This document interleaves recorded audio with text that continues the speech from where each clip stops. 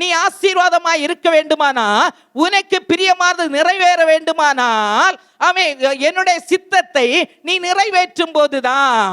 யோபு பாருங்க, தேவனுக்கு பிரியமானதை செய்தா. சத்துருக்கள் அவருக்கு விரோதமாய் எழும்பினார்கள்.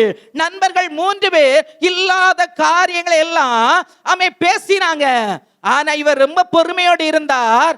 ஆனா தேவன் சொல்லுறா, நீ உன்னுடைய சிநேகிதருக்காக நீ என்ன செய், வேண்டுதல் பண்ணு. அது எனக்கு சித்தம், எனக்கு பிரியம், அது நான் எதிர்பார்க்கிற நன்மையா இருக்கிறது.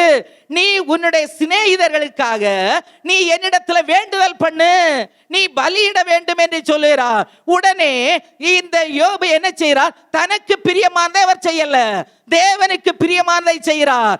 தேவன் எதிர்பார்க்கிறதை செய்கிறார். தேவனுக்கு நன்மையை கொண்டு வருகிறதை அவர் செய்கிறார். தேவனுடைய சித்தத்தை அவர் செய்கிறார். ஆமென். அதுவரையில் அவருக்கு விடுதலை இல்லை, அதுவரைக்கும் அவருக்கு சுகம் இல்ல, அதுவரைக்கும் அவருடைய சரீரத்தில் காணப்பட்ட புண்கள் மாறல, அற்புதம் நடக்கல.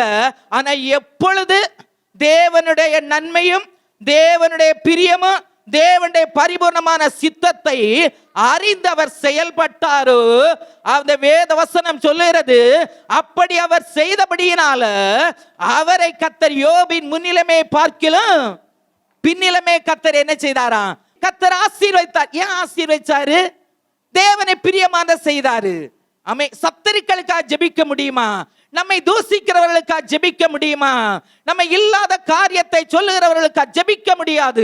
ஆனா ஜெபிக்க வேண்டும் என்று தேவன் சொல்லுகிறார். அது எனக்கு பிரியம். நீ சத்துருவை சிநேகி என்று கர்த்தர் சொல்லுகிறார். நம்மால சிநேகிக்க முடியுமா? ஐயோ அவளையா, அவனை, அந்த குடும்பத்தை ஆண்டச்சா, அவங்கள தான் நீ நேசிக்கணும், அவங்க மேலதான் நீ அன்பா இருக்கணும். அப்படி அன்பு பாராட்டும் போது, அப்படி சிநேகிக்கும் போது கர்த்தர் நம்மை சிநேகிக்கிறார். அல்லேலூயா.